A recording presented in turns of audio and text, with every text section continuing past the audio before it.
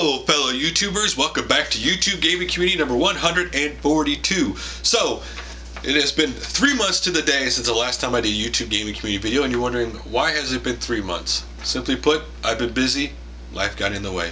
From my son deciding to fall off a 5-foot slide at school, landing face first, lucky it was wood chips he landed on instead of concrete, to simply me and my wife celebrating our 10th anniversary.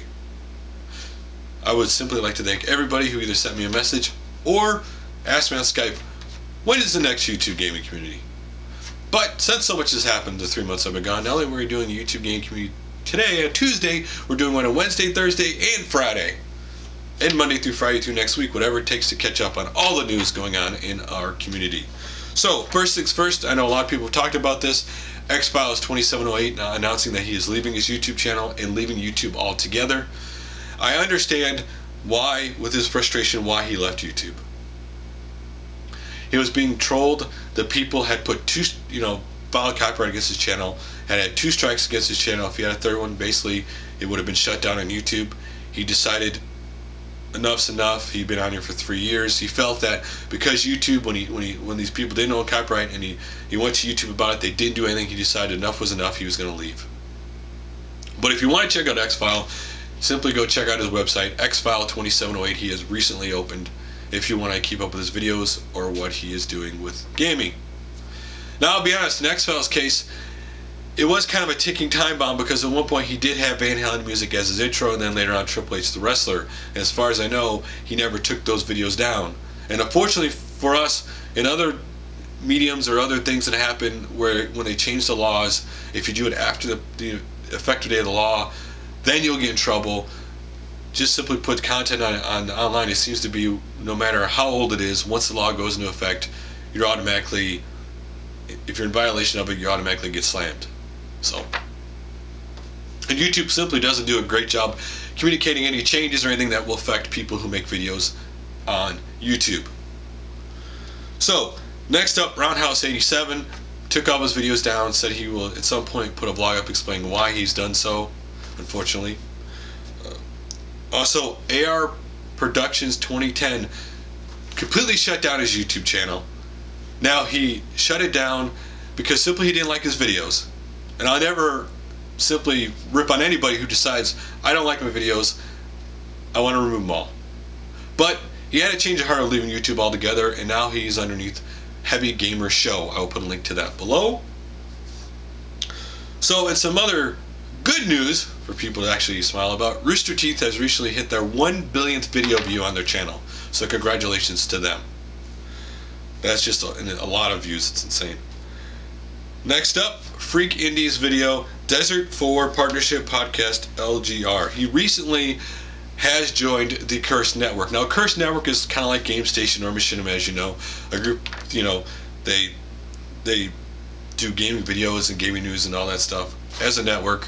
Now, Curse Network has been on YouTube for 2 years, but they just recently started putting up videos regularly the last couple months, and they went out and got people in the gaming community to also make videos for them. So congratulations to PhreakIndee for not only being part of the Curse Network, but finally getting partnership.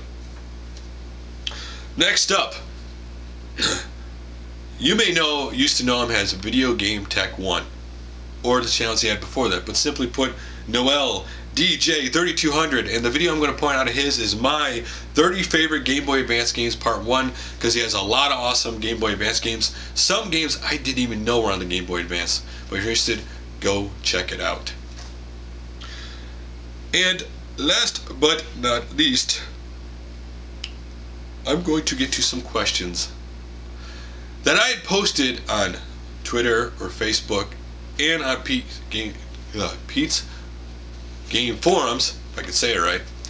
I simply asked people what questions did they want me to answer the next YouTube Gaming Community. And the first one is from, simply put, Sal88, formerly known as Monte Carlo 10254, and his question was, how do you feel about MMOs going free to play yet charging for items and games? Is it a dirty tactic to make more money or something you are okay with? Personally, I have honestly been playing a lot of free to play games on Steam lately, from Star Trek Online to Realm of the Mad God to Team Fortress 2 and a little DC Universe. And truthfully, it doesn't bother me, because simply if I like the game, I will buy the content that to pay for to continue to play the game and support the game.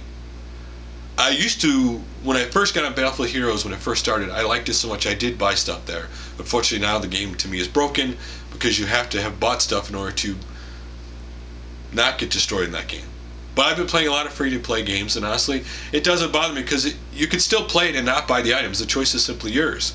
And the free-to-play is going to get a lot more crowded, and a lot more people are going to go free-to-play, and as long as that is a very... To me, it's a win-win.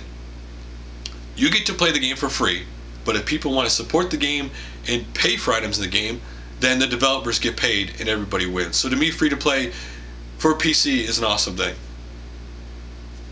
We'll see if I continually say that when there are hundreds of free-to-play games, but for now, it is awesome. So, on Pete's Game Room, the question was from Captain SNK on YouTube, and he asked, why do I hate GameStop so much? It's simple. GameStop clearly doesn't care about the gamer, and that's what has irritated people. They're all about the money. That's why gamers hate GameStop, because GameStop used to love retro games. Used to have, you could buy retro games. Now they're all about the current generation. They're all about the pre-orders and all the other stuff they force on you, that you don't have a fun experience at GameStop anymore. That is about them selling you stuff and nothing else. And not only do they not sell you, they want to sell you stuff, the service there is lackluster.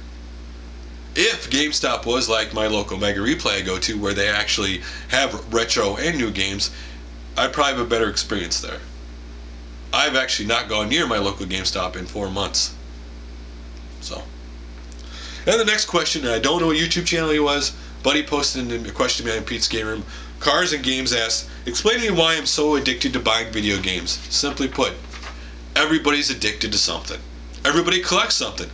Why not something you can play over and over again for fun? Whether it be today, 1 year, 2 years down the road. Everybody's addicted to something. At least addicted to something to enjoy. So guys, that is all for our community today. I will talk to you guys all tomorrow.